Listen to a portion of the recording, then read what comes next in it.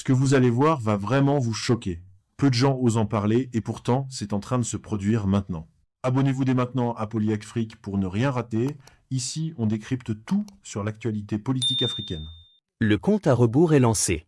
En République démocratique du Congo, la bataille pour la présidentielle 2026 commence déjà à faire trembler la scène politique. Entre ambitions affirmées, stratégies en coulisses et attentes immenses de la population, chaque mouvement compte. Les alliances se dessinent, les tensions montent et une question domine. Qui pourra réellement convaincre et rassembler ? Une chose est sûre, cette élection s'annonce décisive pour l'avenir du pays. Alors, simple transition politique ou véritable tournant historique ? Le débat s'est tout suivi maintenant. Reste jusqu'à la fin.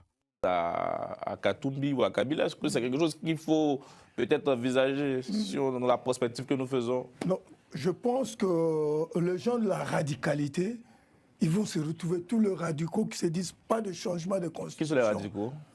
Non, ceux qui disent on ne faut pas toucher à la constitution, mais moi je viens de montrer même l'organisation des élections elles-mêmes qui réclament, exige le changement de la constitution pour que nous ayons de bonnes élections. Rien que l'organisation des élections qu'ils exigent en 2028 exige que nous touchions à la constitution. C'est déjà un premier piège. De deux, c'est la guerre de tranchées, hein, pour succéder à Félix Tshisekedi.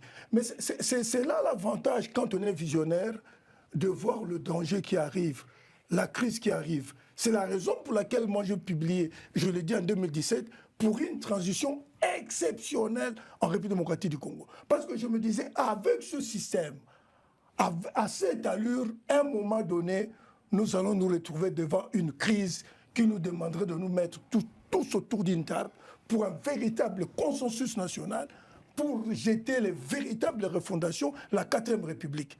Et donc, moi je pense que, et les gens le radicaux qui veulent les élections, qu'on ne touche pas à la Constitution, et les autres qui disent pour le bien, la nation, pour que la nation aille de l'avant, il faut toucher à la Constitution, et d'autres qui ne sont ni dans l'autre camp, ni dans l'autre, qui proposeraient, il y a des gens qui proposeraient une 3e voie. Il y aura des gens qui viendront proposer une 3e voie. La sudamisation peut-être. Moi je pense que, et que ce soit aussi les rebelles, ceux qui ont pris des armes.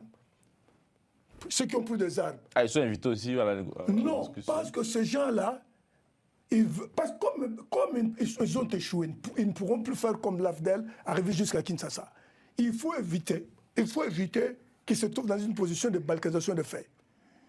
Que nous renforçons notre force là dans l'espace où nous avons... D'ici, par exemple, demain, il y a une discussion, il y a un accord. Connaît Nanga peut être candidat.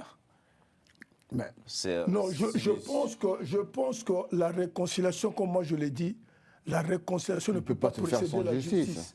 C'est la justice qui va dicter la réconciliation. Ça va être compliqué. Hein. Quand les gens ont commis des crimes et autres, c'est la justice qui va régler, nous amener dans la réconciliation. Parce que si la justice n'est pas là, ce sera une mauvaise réconciliation. Ce sera un cercle vicieux qui nous permettra de nous en sortir. Ce que moi je pense, on va terminer. Allez, par rapport à la stratégie élaborée par Félix Tshisekedi dès le départ, je parlais du triptyque. Avec le levier diplomatique qui marche comme sur des roulettes. Le levier militaire s'accélère. Je voyais même ce matin pas mal de forces du Rwandaises quitter un certain nombre de villages et autres. Ça marche. Mais le 3e levier, la cohésion nationale, si ce levier ne converge pas avec les 2 leviers, la RDC aurait échoué à changer de paradigme par rapport à Kigali. D'où ce que je disais tout à l'heure. Le risque et l'écueil, c'est ça. Le piège que vous tend presque Kigali, c'est ça. Si vous commencez à vous taper dessus, au moment où l'ennemi est encore sur le territoire national, ils vont reprendre... Bien sûr. Oui. Et comme on dit souvent, voilà, Tshisekedi a échoué, c'était un nulard et autres. D'où ce que je termine en disant ceci. Parce que quelque part... Stop. Ce que je vais vous montrer juste après, très peu de gens étaient prêts à le voir. Si vous êtes encore là, c'est que vous faites de ceux de vraiment comprendre. Moi, je suis Tshisekedi, je suis le chef de l'État. Je vois les rapports de force. Et croyant, moi je suis aussi un observateur assez, parce que je suis politique, hein. L'opposition face à Joseph Kabila, lorsqu'il a voulu glisser, n'a rien à voir avec l'opposition actuelle. Passez-moi le terme, ça ne vend pas grand-chose. Ça dit qu'ils n'ont pas cette légitimité populaire aujourd'hui pour imposer un rapport de force afin de... Donc, s'il veut passer, entre guillemets, par la force, il n'aurait même pas besoin de répression autre. Parce que la légitimité populaire n'est pas du côté des opposants que je vois là. Ils peuvent se mettre ensemble, Kabound, Fayulu, Katumbi. Ça ne vaut, passez-moi le terme, pas grand-chose.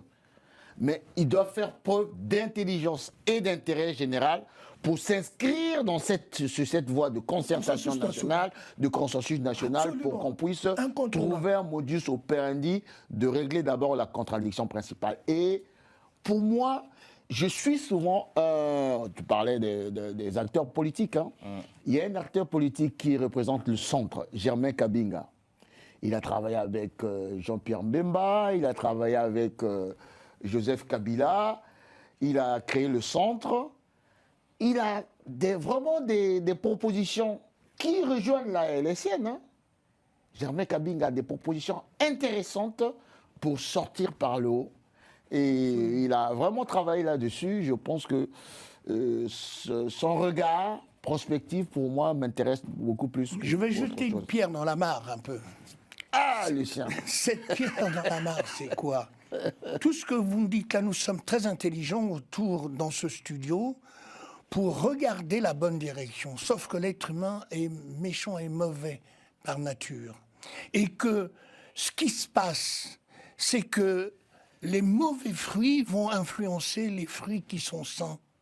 Et ce qui se passe, c'est que les gens, en fait, un certain nombre de gens de la classe politique n'ont pas envie que les choses se rétablissent. C'est dommage, mais cela, il faudrait justement qu'il y ait toute une classe politique, celle qui veut, enfin, qui mette en place une stratégie, effectivement, pour annoncer. Il faudrait que le président Fathi, enfin, Tshisekedi, commence effectivement à réfléchir, effectivement, sur la façon de ne pas aller aux élections, donc, parce qu'on a dit ici que c'était pas possible, et vendre ce message ici au reste de la population, à la classe politique, et prennent aussi appui sur la communauté internationale. Et surtout, tu as dit quelque chose de la population. Eh oui, bien sûr. Qu'attendent les 100 millions de Congolais depuis pas mal de temps. Ils dorment sur de l'or, sur du cobalt, sur de tout. Et ils en souffrent. Oui, et nous, les politiques, avant de penser carrière, on doit penser comment faire en sorte que le bon Dieu qui a donné toutes ces matières premières à la RDC, ces populations-là puissent véritablement... Sauf qu'en Afrique, excuse-moi Guy, l'intérêt général, les hommes politiques s'en foutent. Malheureusement. Non, c'est pour dire que, comme l'a dit Lucien et Guy, il faut impérativement que tous les acteurs politiques soient dotés de l'esprit d'humilité, de réalisme, de patriotisme, pour que nous comprenions que c'est vital aujourd'hui par rapport à cette balkanisation de fait que nous pouvons vivre et que les autres appelleront soudanisation. Il faut que nous nous mettions ensemble pour un consensus national sans intérêt partisan, sans intérêt privé, mais en ne privilégiant que l'intérêt national. L'ère finie de camp des uns et des autres. L'heure finie, c'est le tour des uns et le tour des autres. Aujourd'hui, c'est le tour du peuple congolais. Tous les acteurs politiques, dans l'opposition, comme dans la majorité, comme tous ceux qui sont dans la résistance, nous devons nous mettre ensemble. Voilà ce que vous deviez absolument savoir aujourd'hui. L'information continue d'évoluer et ce qui se prépare pourrait aller encore plus loin.